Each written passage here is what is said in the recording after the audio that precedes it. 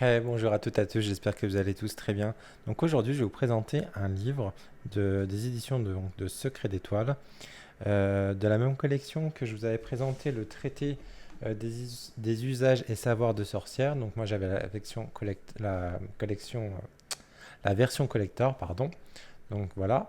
Donc en fait, j'avais un peu peur d'acheter celui-ci parce que j'avais peur que ça fasse un peu doublon. Et pas du tout. En fait, il se complète très bien. Alors là, on va traiter en fait vraiment sur, comme vous voyez, hein, sur la protection magique.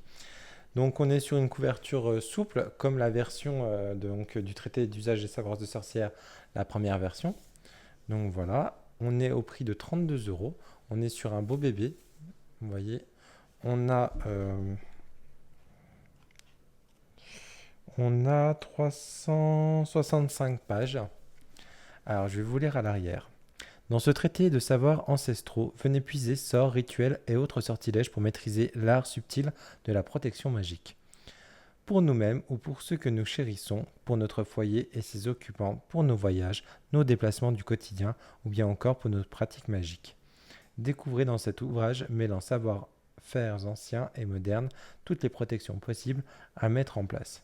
Donc il y a 125 sorts et rituels pour protéger au quotidien dans le domaine de votre vie.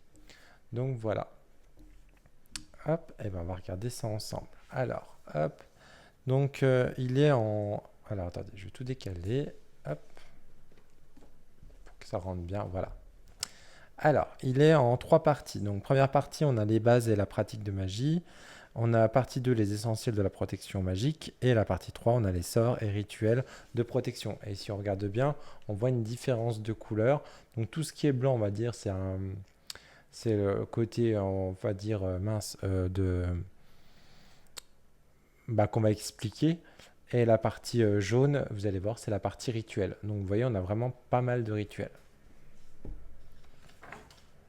Alors, dans le sommaire, attendez, alors je vous montre, parce qu'on a des belles illustrations, donc voilà, il est comme ça.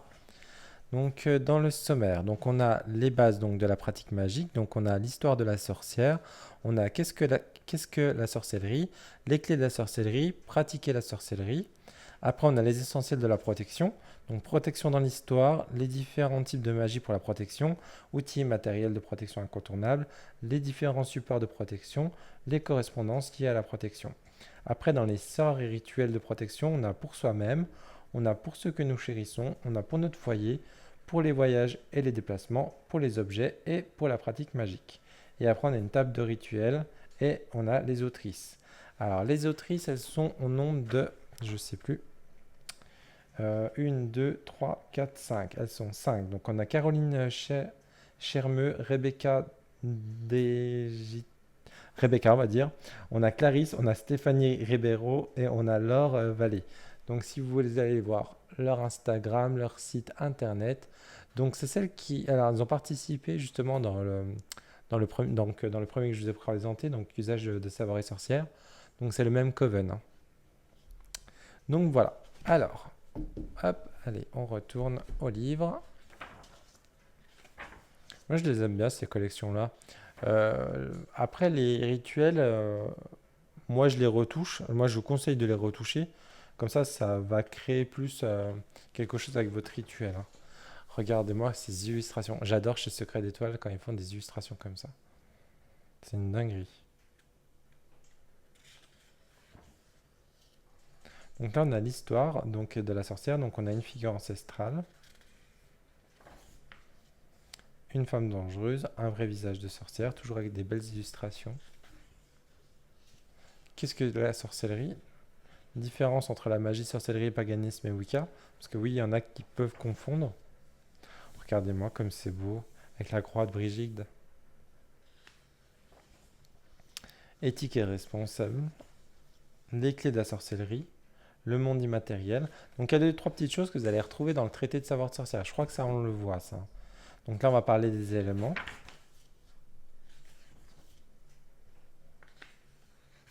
Hop. On a les esprits de la maison, les ancêtres, les déités. Je le passe vite hein, parce que je ne vais pas tout vous lire, hein. C'est juste pour vous montrer un petit peu comment il est à l'intérieur. Parce que j'ai fait un peu le tour. Je l'ai acheté il y a à peu près 3 semaines. Je devais faire la vidéo avant, puis j'ai pas eu le temps. Et donc, quand je l'avais acheté, avant de l'acheter, j'avais regardé pour trouver des vidéos. Parce qu'il est sorti récemment. Je crois qu'il est sorti en octobre ou en septembre. Et j'avais regardé pour des vidéos et tout. Et en fait, il n'y a pas de présentation. Je crois que j'en ai trouvé qu'une. C'est pour ça que je vous fais cette vidéo pour que vous puissiez voir avant d'acheter au cas où s'il vous plaît ou pas. Parce que moi j'aime bien avant d'acheter, du coup voir comment il est composé. Mais bien sûr, là j'ai craqué, je l'ai acheté avant. Alors, on a les mouvements du temps. Donc là, on va parler un peu des phases de la Lune. Donc en fait, on revoit un petit peu les bases. Après, bon, pour les personnes qui sont initiées, après, bon, voilà, c'est des petites piqûres de rappel. On va parler du coup des sabbats aussi, du jour. Donc, parce qu'on peut faire des rituels à l'aube, le matin, le midi, l'après-midi, le crépuscule et la nuit. On va parler des astres aussi. Et à chaque fois, vous avez vu avec ces magnifiques illustrations. Après, là, on va vous parler des outils qu'on va utiliser. Donc, voilà. Ah, j'adore vraiment ces photos. Il est vraiment magnifique. Franchement, ils seraient tous en version collector comme l'autre. Franchement, moi, j'achète, hein. Il n'y a pas de souci. Le monde de l'entre-deux, là, on est. Oh là là, c'est très très beau. Donc là, on va parler justement des plantes.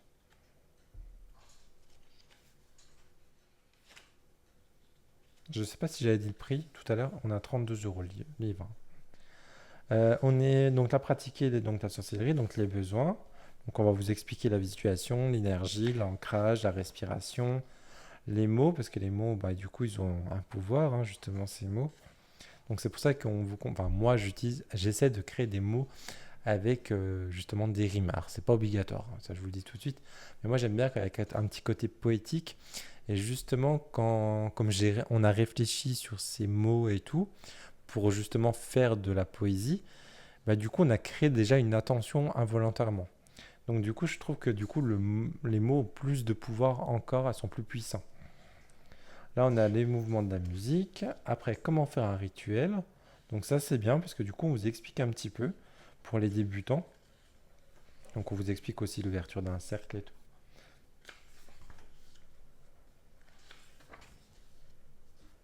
La structure d'un sort. Franchement, je trouve il est vraiment bien structuré pour les débutants parce qu'il y a des livres, des fois, on va vous dire, fais ça, fais ça, fais ça, mais on n'explique pas ce qui entoure. Aujourd'hui, c'est vrai que sur Instagram, alors c'est pas une critique, hein, ce que je vais dire là, mais sur Instagram, c'est vrai qu'aujourd'hui, on a des sorcières qui doivent faire en une minute, je crois, une story. Alors du coup, elle va te dire, par exemple, je prends l'exemple le plus basique qu'on voit tout le temps, jeter mince, j'ai perdu le mot, jeter de la cannelle tous les jeudis devant votre porte d'entrée pour rapporter l'abondance. Point barre. C'est tout.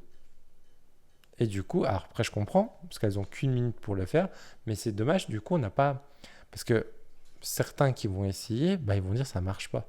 Parce qu'en fait, on n'a pas expliqué qu'aujourd'hui, il faut consacrer, par exemple, ça c'est mon point de vue, hein, pareil, hein, c'est toujours pareil. Ce que je suis en train de vous dire là, c'est mon point de vue. Chacun son propre point de vue. Mais pour moi, en fait, je prends toujours cet exemple-là. Donc moi, je vais consacrer tel jour ma cannelle pour tel pouvoir. Donc je vais lui donner le pouvoir, par exemple, de me ramener, du coup, par exemple là, de l'argent, par exemple, dans mon foyer, de l'abondance. Donc déjà, je vais le consacrer. Je vais aller me renseigner pourquoi un jeudi, pourquoi la cannelle. Il y a une attention, c'est bien, mais après, moi, je fais un petit rituel en plus. Je vais allumer une bougie aussi, une bougie de telle couleur. Et en fait, c'est dommage que du coup, on ne va pas plus loin.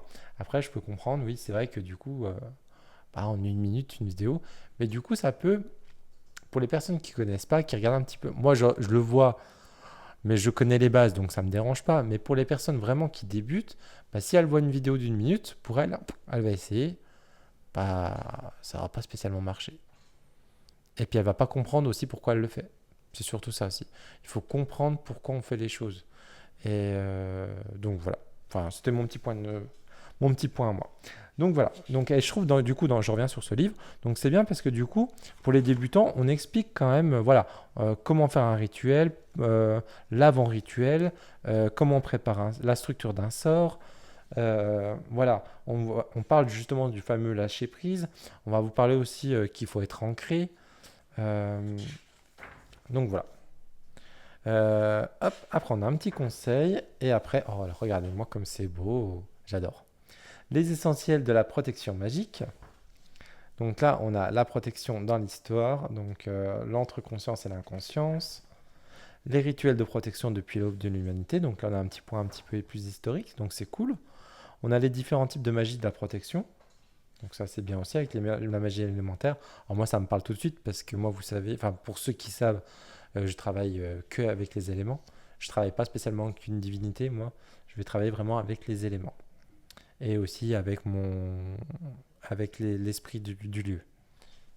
Bon. Donc c'est mon gnome de ma maison. Si vous voulez plus de précision, c'était ça en fait. Je travaille beaucoup avec. C'est mon gardien de ma maison en fait. Donc la magie des bougies, la magie des plantes et des herbes, la magie des cristaux, la magie des symboles et sigils, la magie des cercles et des pentacles. Donc, et pareil, donc là on a une base, et après l'avantage c'est qu'après on peut aller dans d'autres livres pour aller approfondir les choses. La magie des nœuds, ça je trouve c'est dommage qu'il n'y a pas de livre qui a été fait là-dessus. Moi c'est une magie que je pratique.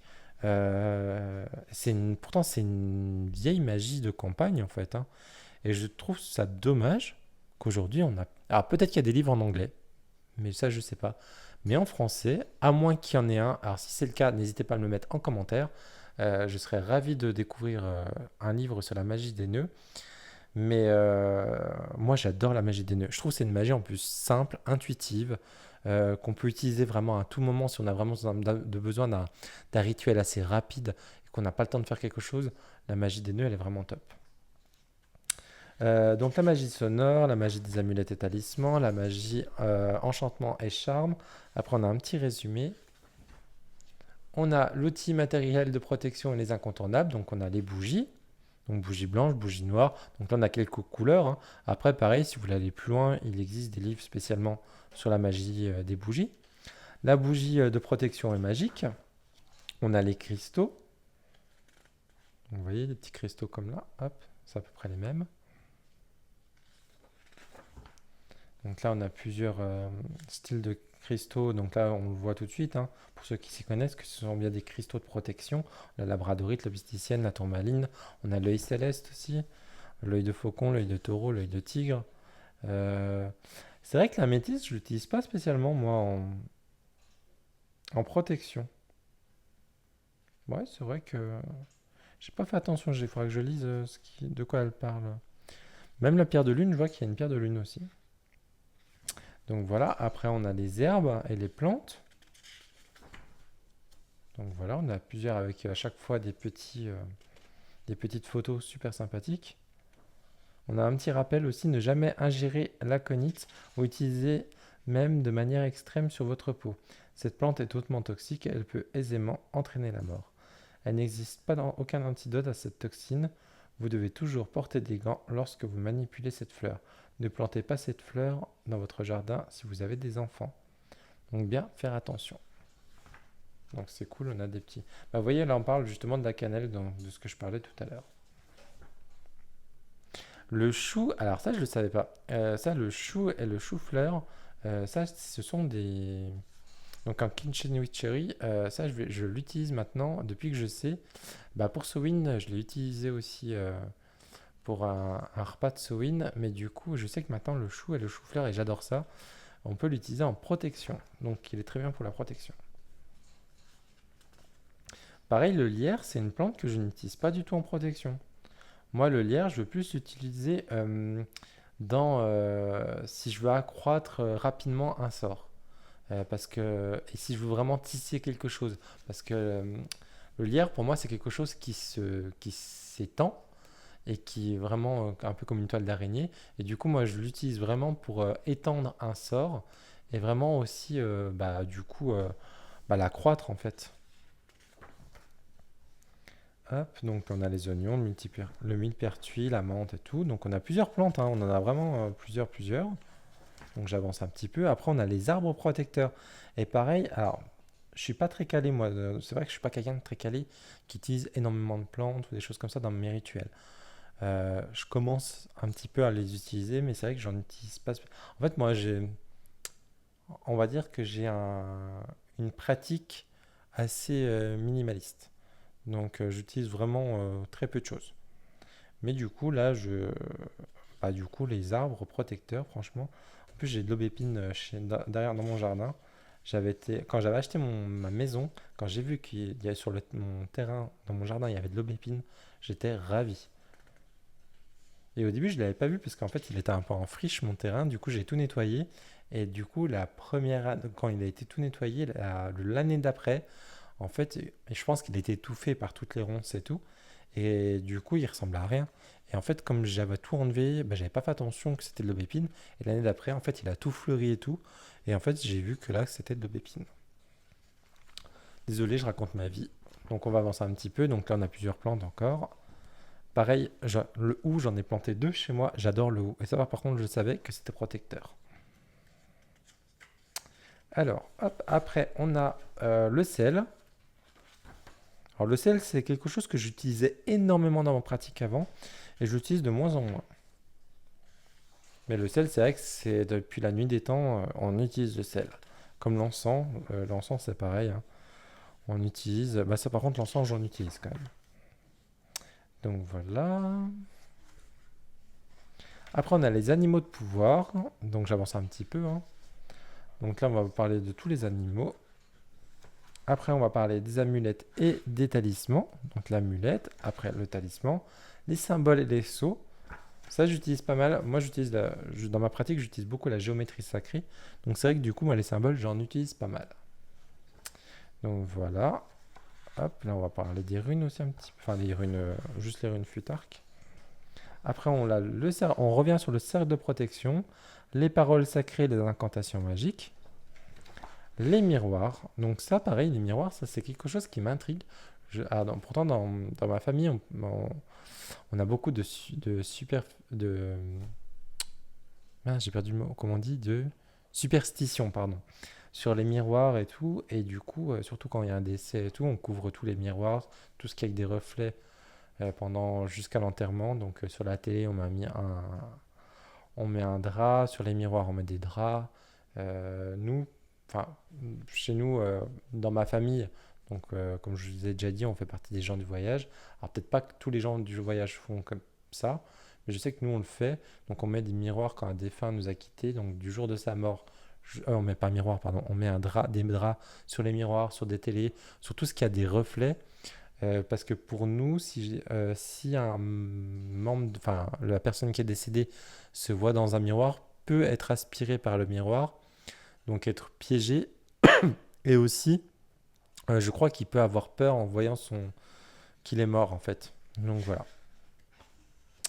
Donc hop là. Donc après on a les objets de protection. Donc on a l'échelle de sorcière. Donc l'échelle de sorcière, c'est un peu comme la magie des nœuds, hein.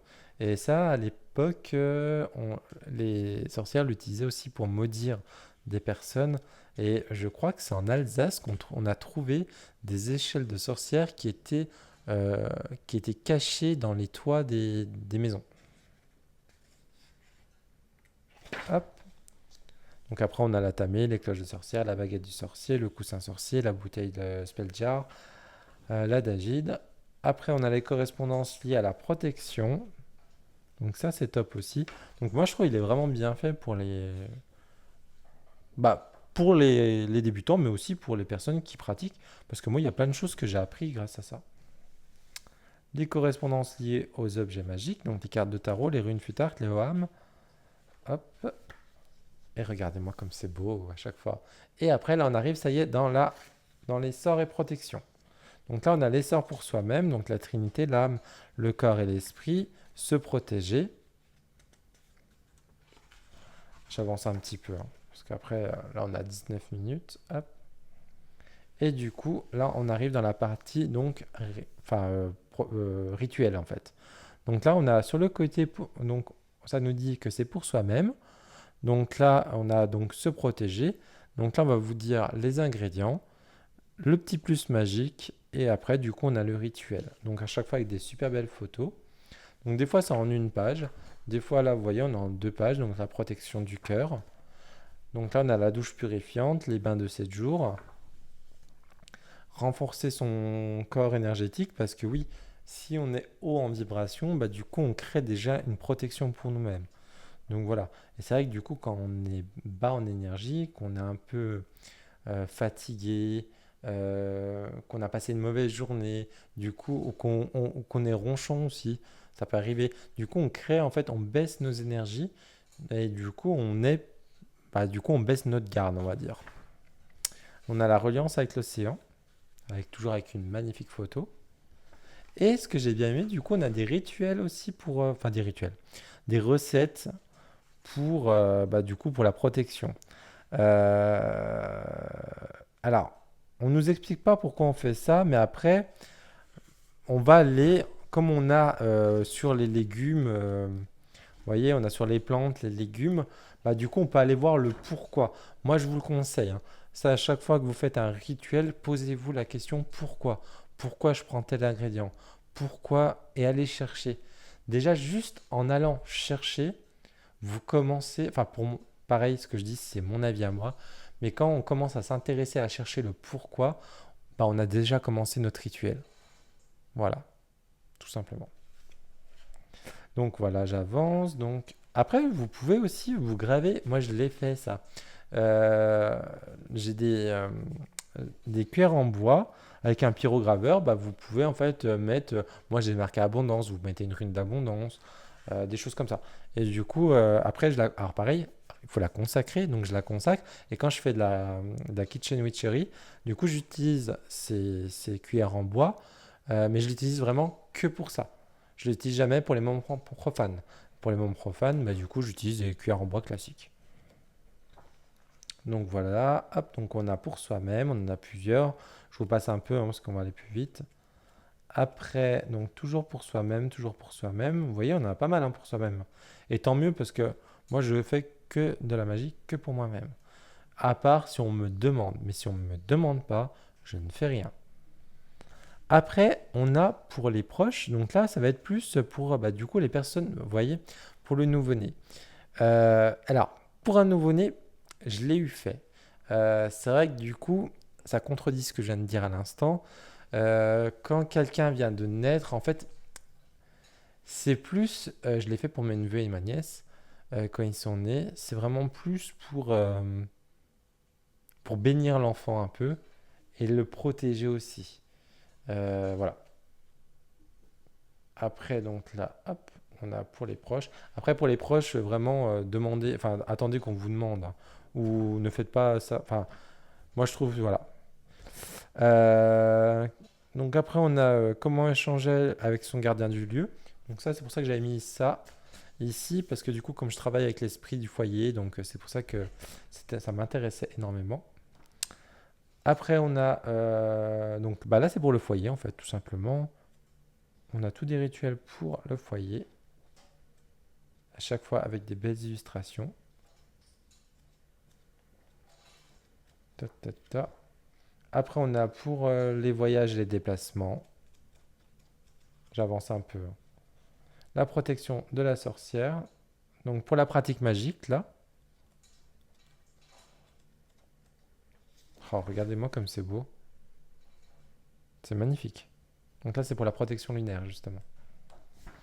Je regarderai, je ne l'ai pas regardé celui-ci. Ça peut être intéressant. Pareil, on a la fumigation pour Yule. Hop, un sac de protection d'Imbal, un sac de protection d'Ostara. On a l'encens de Beltane. La potion magique de Lissa. On a le talisman de protection pour le Nassa. Et on a le pain à l'oignon. Alors ça, je vais le faire. J'ai trop envie de le goûter, ça. Le pain à l'oignon de ma bonne. Donc là, on a la table des rituels. Et là, on a justement un petit mot sur les autrices. Et voici. Et du coup, pour les illustrations, je ne sais pas c'est qui les a fait. Bon, on va dire, donc pour la direction, c'est Guillaume Pau. Direction éditoriale, c'est Elisabeth Péjon. Conception éditoriale, c'est Ludmila Guillet. Relecture, bah, c'est Colline Sauvon. Direction artistique, c'est Julie Mathieu. Mise en page, Jennifer Faisan. Direction de fabrication, c'est Thierry Dubus. Et la fabrication, c'est Audrey Bord. Donc voilà, comme ça, j'ai oublié personne. Hop. Et ben voilà. Et ben écoutez, j'espère que ce livre vous a plu autant que moi il m'a plu. Si c'est le cas, n'hésitez pas à me mettre un petit commentaire, voir si vous le connaissiez peut-être, si vous l'avez déjà aussi. Si aussi du coup vous avez, comme je le reviens sur ce que j'ai dit tout à l'heure, si vous avez un livre sur la magie des nœuds, je veux bien, je suis preneur, donc n'hésitez pas à me le mettre en commentaire. Et pour ceci, mettez-moi en commentaire. Donc voilà. Et bien, je vous souhaite à toutes et à tous une très belle soirée. Je vous dis à très bientôt. Ciao, ciao.